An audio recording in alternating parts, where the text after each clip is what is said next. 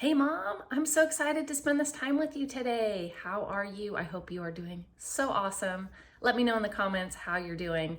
Today's episode, I'm going to be answering a question I get a lot, especially from moms who come into my Facebook community, and they ask me, how can I cut back but still get the things that I need? Our family needs certain things. How do I cut back and still get those items? So today in this episode, I have several strategies for you to help you still stick to your budget, cut back, get out of debt, but get what your family needs. So make sure you hit like on this video to show me some love, and let's dive in. The first strategy I have for you today, and it's something that I coach my clients on a lot, and that is to come up with your why. Really, why do you want to cut back in the first place? What is your goal behind that? Is it getting out of debt and that freedom you want when all of that debt is gone? Is it that you really desire to become a stay-at-home mom and you just don't see how you can make it work? Is it that you feel like you have zero money at the end of every paycheck and you're burned out, you're working maybe too many hours and you'd love to be able to cut back? Why is it so important to you to even cut back, to embrace a frugal lifestyle, to follow a budget? What is your compelling reason? And make it good. It's got to get all the feels from you to really be the right answer. Number 2 is to get crystal clear on what you actually do need. What is a need versus a want? And I suggest doing this with your entire family to find out what's really important to them as a need. And so as a family, you can come to agreement on what will stay in your monthly budget and what you will cut out. Once you have that agreement from your entire family, it will be a lot easier to say no when you need to, or to not really have to even say no to your kids or your partner or yourself. You'll know already if it's in the budget or it isn't, and you won't even be asking for the things you know are not in your budget. All right, I'm a huge proponent for getting really creative to still get what you need and even what you want. So a lot of things you don't really have to go without if you can find a way to get them without spending money or as much money as you thought you had to spend. So tip number 3 is to research some ways that you can reduce the cost of getting the item. This could be less expensive cell phones or less expensive internet coverage, for example. Can you get a streaming service instead of cable if you are one of the few who has not switched yet? And no shade if you still love cable, because you're gonna love strategy number 13. Of course, before you buy an item, shop around and find the lowest price. Maybe it is shopping online for the item, you can get it for less. Or maybe it's on sale locally in one of your local stores. Maybe it's at a different store than you typically shop at. Instead of a gym membership, can you find free workout videos online on YouTube that you can stream onto your TV? But get creative. Whatever that is that you are considering cutting out, but you really do love that or want that item, or it's something that you're thinking about purchasing or adding into your budget, research first and find out how you can get it for less or even free. Number 4 is to grow your own food. If you like fruits and vegetables, find a way to grow them at home and save a lot of money every month on your groceries. That frees up money for some things that maybe you were taking out of your budget that you don't need to. Also, farmers markets typically have produce for less if you don't really want to grow your own, if it seems intimidating, or maybe you're not in an area that you think certain things will grow well. Farmers markets still sell local produce, so they don't have all those extra labor costs and transportation costs. So they're usually healthier, they're fresher, and they're less expensive. Tip number 5 is to be willing to try generic options of certain things. Now, of course, this is going to apply more for food and beauty products or personal care products, even some prescriptions. See if the generic will work just as well for you, or if you enjoy it as much as the brand name that you're typically purchasing. That will free up some more money and still get what you need. Or if you have items you're completely thinking about cutting out, maybe a generic item is an option that will allow you to still have that item, but spend less on it. Tip number 6 is to be patient for those things that you need, especially if it is a higher priced item. Like for example, I have been changing out our bedroom furniture little by little. It started with our bed frame.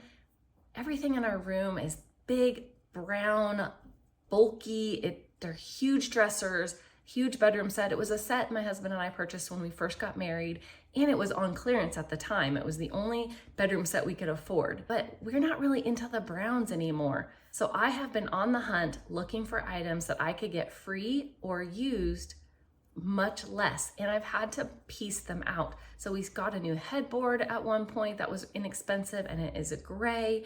And then recently I found 2 white nightstands that I have been searching for. And then I finally just found the tall white dresser so that we can consolidate our dresser clothes into the one. And this is going to free up the space. It's going to make it so much more modern the way that I want it to look. And next I'm looking for a reclining chair to put in there so that I have a place to sip my coffee in peace when the house is just a little too noisy for me.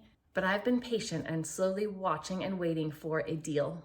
So patience is key. Make sure to try to borrow items if you can, if it's something you just need to use once, like maybe a yard equipment. You need to prune some trees that you have.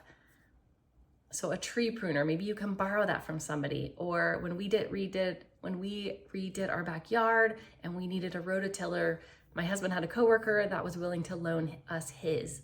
So look for free items, and this can include Facebook Marketplace, your local Buy Nothing group. Put it out on your own social media channels for friends and family who may be getting rid of something. And at the very least, look for it used if you do need to purchase it. You can look at garage sales, you can look at thrift stores in your area, Facebook Marketplace, a lot of local Facebook groups like those garage sale groups or buy and sell groups where people sell individually. Look for something used if you need it right away. Tip number 7, anything that is a major purchase that is going to cost a lot of money, research the time of year where those typically have the best prices. Everything has a certain month of the year or a certain season where they are the least expensive. This goes for computers, for water heaters, for refrigerators and appliances, for cars, barbecue grills, air conditioners, swimming pools, especially seasonal items. They go on sale at certain times of year where they are the lowest prices all year long. So do a little internet search and you'll find the best time of the year to purchase whatever that major purchase is. That will save you the most amount of money. Number 8 is to use cashback or rewards programs. There are rebate apps. There are a lot of times if you have certain credit cards, purchasing through the card will get you like a 2% cash rebate on the money that you've spent. Just make sure that you have the money already to send right back to that credit card to pay it off. I'm not encouraging you to add debt. Do not do that if at all possible, but take advantage if you get miles on a credit card or submit through a rebate app. Sometimes using a certain link through like Rakuten can get you a certain percentage off or a certain amount back in your pocket. And at the very least, with the rebate apps, you can also just earn points on the purchase, especially since it's a large purchase. Some of them give you more points for the more that you spend. And so if you're already spending that money, get credit and get some gift cards that will help you save later on something else. And I'll link a couple of my favorites in the description. Tip number 9 is to look at each of your bills and research ways that you can reduce the cost of that bill. Now, your mortgage or rent payment may be locked in, but you may have other expenses that you can reduce. You can switch cell phone carriers potentially to reduce your cell phone bill. You may need to do it at a certain time if you are in a contract. There are tips on lowering your heating and air conditioning. You can even minimize your gas usage in your car by putting all of your errands together, going in the most efficient routes, not taking extra trips when you don't need to. So look at each category of your budget and research ways you can reduce each of those categories further, and that will free up some of the money for these things that you feel like you're missing out on. Tip number 10 is to learn how to repurpose items or DIY your projects. You can cut out a lot of labor costs doing things on your own, and there are so many YouTube videos out there, tutorials that will teach you how to do so many different things. We have learned a lot of different car repairs that way. A lot of our home projects have been done that way. Gardening tutorials, you name it. If it's something you're wanting to learn how to do, you can probably learn how to do it for free and save a lot of money. And repurposing items, so if you have something that you just don't love, If my dresser had been the right size and maybe just the wrong color, I might have learned to repurpose it and change the color if I still liked the style of it, and then I would have enjoyed the new color without having to get a different dresser. Luckily, the dresser we got was free, so it didn't cost us anything other than the gas to go pick it up, and it was very close by. But repurposing also can bring you some money. If you get really good at it, you can sell the items for extra cash. And people are always giving away free stuff that is just not so great looking anymore, or it's furniture that's really scratched up, and by repurposing it, you can make it beautiful. Tip number 11 is to sell some of your unwanted items, so use that money for the things you do want. If there's something you really want, I guarantee you have things you don't want laying around that you can sell and start raising up the money for what you really do want. And if you missed my recent Declutter for Money challenge, then that would be perfect, and I will link it right here. Check it out. It's a 3-part series. You'll want to make sure that you check it out to learn how to maximize the money on your unwanted clutter. Number 12 is to make it a game. Make it fun. Challenge yourself. If your family likes a challenge, do this together. Track everything that you did not spend because you got it for free, or the amount that you saved because you found a promo code by doing a little research, or you bought it at a different time of the year.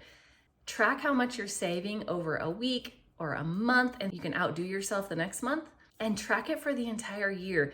I think you'll be pleasantly surprised and so proud of you for how much you have saved and still did not have to go without. All right, the last strategy number 13 that I promised you would love. And that is, if it is something you really, really, really want or really need, then decide to splurge on it. Some splurges are totally okay. Frugal living is not about having a boring life or going without all the important things or the things you love. You have a choice that you can make about each and everything. Just compromise. Get rid of the things that you don't care about that much, you don't love.